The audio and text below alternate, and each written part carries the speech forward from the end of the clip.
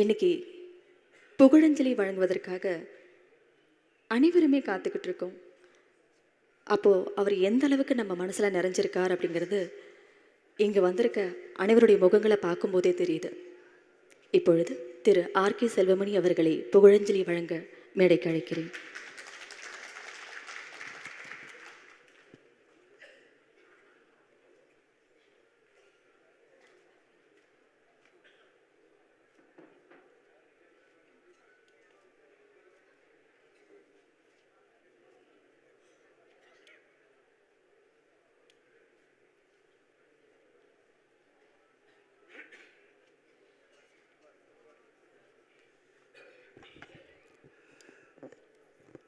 அனைவருக்கும் வணக்கம்.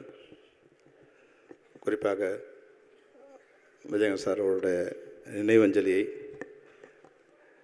அமைப்பாக திரண்டு செயல்படுத்துகின்ற நடிகர் சங்க நிர்வாகிகளுக்கும் உறுப்பினர்களுக்கும் எங்களுடைய மனமார்ந்த இதயம் கணிந்த நன்றியை தெரிவித்துக் கொள்கிறோம்.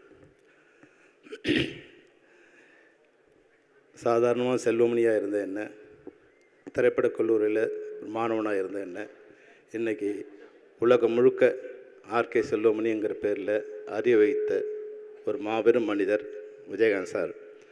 அவரை பற்றி சொல்லணும்னு நிறைய சொல்லிகிட்டே இருக்கலாம். 3 நிமிஷத்தை பேசி சொல்லியிருக்காங்க.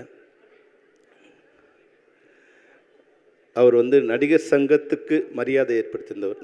நடிகர் சங்கம் முன்னாடி எப்படி இருந்ததுன்னு நான் டைரக்டராக இருக்கும்போது எனக்கு தெரியும். 90s நான் டைரக்டராக இருக்கும்போது நடிகர் சங்கத்தில் என்ன மாதிரியாக இருந்தாங்க. அதுக்கப்புறம் நடிகர் சங்கத்துக்கு விஜயகாந்த் சார் தலைவர் ஆன பிறகு, கேப்டன் தலைவர் ஆன பிறகு நடிகர் சங்கத்துக்கு சமுதாயத்தில் எவ்வளோ பெரிய ஒரு மரியாதை ஏற்படுத்தி தந்தவர். தனக்கு மட்டும் மரியாதை ஏற்படுத்தி தந்தவர் இல்லை, நடிகர் சங்கத்துக்கும் மரியாதை ஏற்படுத்தி தந்தவர் விஜயகாந்த். தனக்கு அதாவது ஒரு மனிதன் சமூகத்துக்கு பயன்படலைன்னா அவர் மனிதனே இல்லை. அதுபோல் ஒரு அமைப்பு அந்த சமுதாயத்துக்கு பயன்படலைன்னா அது எந்த விதமான பயனிருந்தும் பிரயோஜனம் இல்லை. விஜயகாந்த் சார் வந்த பிறகு தான் இந்தியாவே திரும்பி பார்க்குற நெய்வேலியை போராட்டத்தை, தமிழ் மக்களுக்கான போராட்டத்தை, நெய்வேலி போராட்டத்தை நடிகர் சங்கம் தலைமை எடுத்து நடத்தும்போது இந்தியாவே திரும்பி பார்த்தது. அப்போ தான் நடிகர் சங்கம்னா என்னென்னு இந்தியாவுக்கு தெரிஞ்சது. அதுபோல் ராமேஸ்வரம் போராட்டத்தை நடத்தும்போது நடிகர் சங்கம் உலகம் முழுக்க போய் நடிகர் சங்கத்தை நிலைநிறுத்தியவர் விஜயகாந்த் சார். நான் நடிகர் சங்க நிர்வாகிகளுக்கு நடிகர் சங்க நிர்வாகிகளுக்கு ஒரு சிறிய விண்ணப்பத்தை வைக்கிற, உறுப்பினர்களுக்கும் விண்ணப்பத்தை வைக்க விரும்புகிறேன். நடிகர் சங்க வளாகத்துக்கு புரட்சிக் கலைஞர் விஜயகாந்த் அவர்களை பேரை வைக்கணும் நான்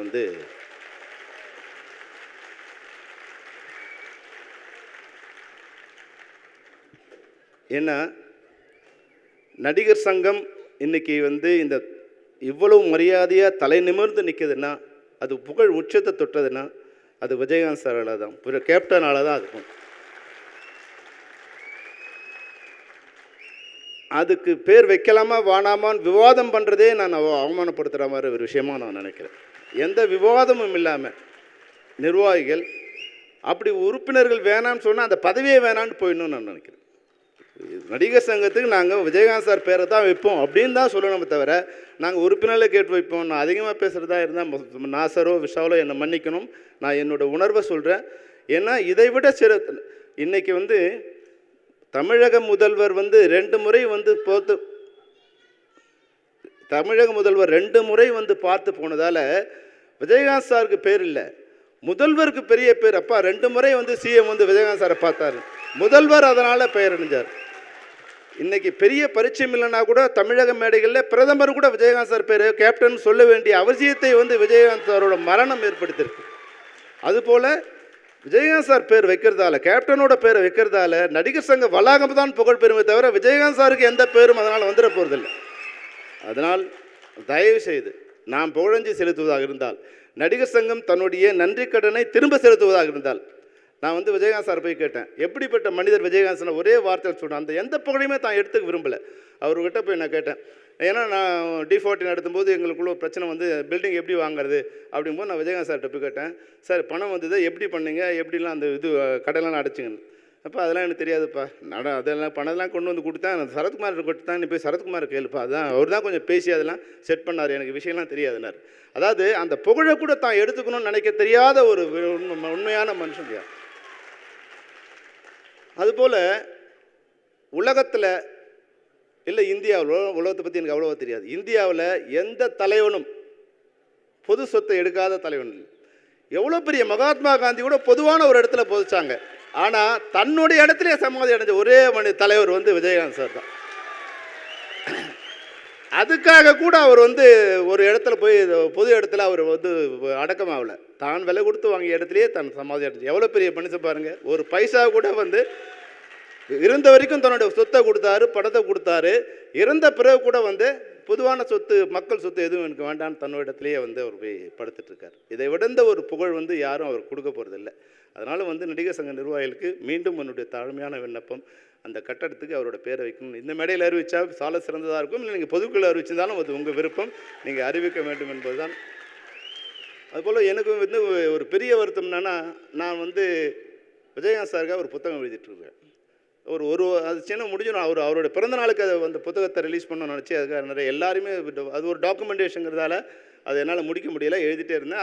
அதுக்காக போய் வந்து அவங்க மனைவி கூட, நான் பிரேமலதா அக்கா கூட போய் பார்த்து சந்தித்தேன். அவங்ககிட்ட பேசுவேன், சார் இது அம்மா இது மாதிரி நான் ஒரு புத்தகம் எழுதுகிறேன், நீங்கள் உதவி பண்ணுன்னு. அவங்க கொஞ்சம் வருத்தப்பட்டாங்க. சார் நிறைய பேர் வந்து தவறாக வந்து அவரை பற்றி சொல்லிகிட்டே இருக்காங்க, தவறான கருத்துக்களை பதிவு பண்ணுறாங்க, அதனால் நான் வந்து அது பெருசாக நான் எடுத்துக்கல தம்பி அப்படின்னாங்க. நான் சொன்னேன், இல்லைம்மா, நான் இது மாதிரி நான் யார் யார்கிட்டலாம் அதுக்கான விஷயங்களை கலெக்ட் பண்ணேன், இதையெல்லாம் அவங்கள்ட்ட கொடுத்து சொல்லும்போது அவங்க அப்புறமா வந்து காம்ப்ரமைஸ் ஆகிட்டு, இல்லை நானும் ஹெல்ப் பண்ணுறேன், அந்த புத்தகத்தை நீங்கள் பண்ணி கொடுங்க அப்படின்னு சொன்னாங்க. மிகப்பெரிய வருத்தம் என்னென்னா, அவர் வாழ்ந்த காலத்திலேயே அவர் உயிரோடு இருக்கும்போதே அந்த புத்தகத்தை எழுதி அவருக்கு வந்து கொடுக்கணும்னு நான் நினச்சேன். ஆனால் அது நடக்க முடியாமல் போயிடுச்சு. நாங்கள் கடைசியாக வந்து நாங்கள் இயக்குநர்கள் ஒரு 5 பேர் வந்து அவர் நினைவோடு இருக்கும்போது நாங்கள் பார்த்தோம். நானும், விக்ரம் சார், உதயகுமார், பேரரசுலாம் பார்த்தோம். பார்த்துட்டும் போது அவர் என் கைகளை புலன் விசாரணையில் வந்து எப்படி என் கைகளை பிடிச்சாரோ, அதாவது வந்து புலன் விசாரணை ஷூட்டிங் நடந்துகிட்டு இருக்கும்போது கோயம்புத்தூரில் ஷூட்டிங் நடந்துகிட்ருக்கு. அப்போது பொருட்காட்சியில் ஷூட்டிங் பண்ணுறோம். க்ரௌட் வந்து கண்ட்ரோல் பண்ண முடியாமல் வந்து க்ரௌட் உள்ளே நுழைஞ்சிட்டாங்க.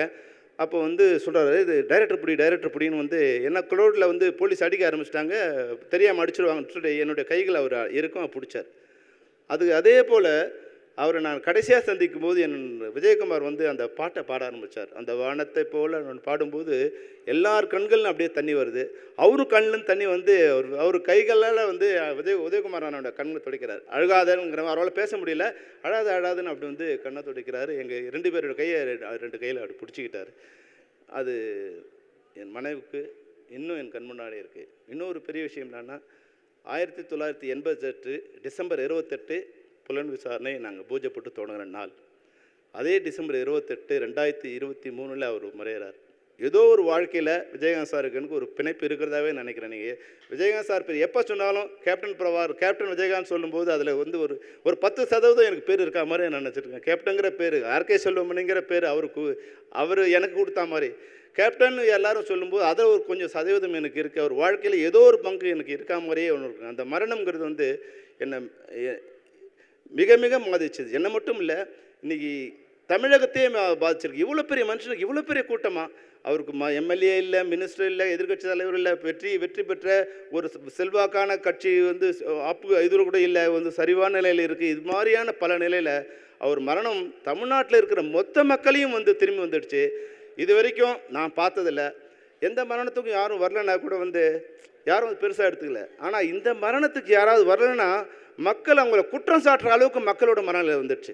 ஏன்டா நீ வந்து அந்த மரணத்துக்கு போகலங்கிற கேள்வி கேட்குற மனநிலைக்கு மக்களுக்கு பயந்தாவது இந்த நிகழ்ச்சிக்கு வர வேண்டிய ஒரு கட்டாயத்தை அந்த பொதுமக்கள் ஏற்படுத்தியிருக்காங்கன்னா, அதுதான் வந்து விஜயகாந்த் சாரோட, கேப்டனோட மிகப்பெரிய பலம். என்னென்னா, வாழ் வரைக்கும் அவரோட பலம் யாருக்கும் தெரியல, ஆனால் மறைஞ்ச பிறகு அவரோட பலம் இருக்குது பாருங்கள். இன்றைக்கி நம்மளுடைய ஏசிஎஸ் சண்முகம் சார் சொன்ன மாதிரி இன்றைக்கும் ஆயிரக்கணக்கான பேர் அது வந்து அவரோட கல்யாண மண்டபத்துக்கு க்யூ நின்று புகழஞ்சு செலுத்துகிறாங்க, லட்சக்கணக்கான பேர் செலுத்திக்கிறாங்கன்னா, இதை விட வந்து நன்றி கடனை தமிழக மக்கள் வந்து வேறு யாருக்கும் செலுத்திருக்க மாட்டாங்க. அந்த அளவுக்கு மிக அன்பையும் நன்றி கடனையும் திரும்ப செலுத்திக்கிட்டே இருக்காங்க. கடைசியாக என் பேச்சை முடிக்கும் போதும் என்னுடைய வேண்டுகோளோடு, நடிகர் சங்க வளாகத்துக்கு விஜயகாந்த் பேரை வைக்க வேண்டும் என்று வேண்டுகோளோடு என்னை உரையை முடிக்கிறேன். நன்றி, வணக்கம்.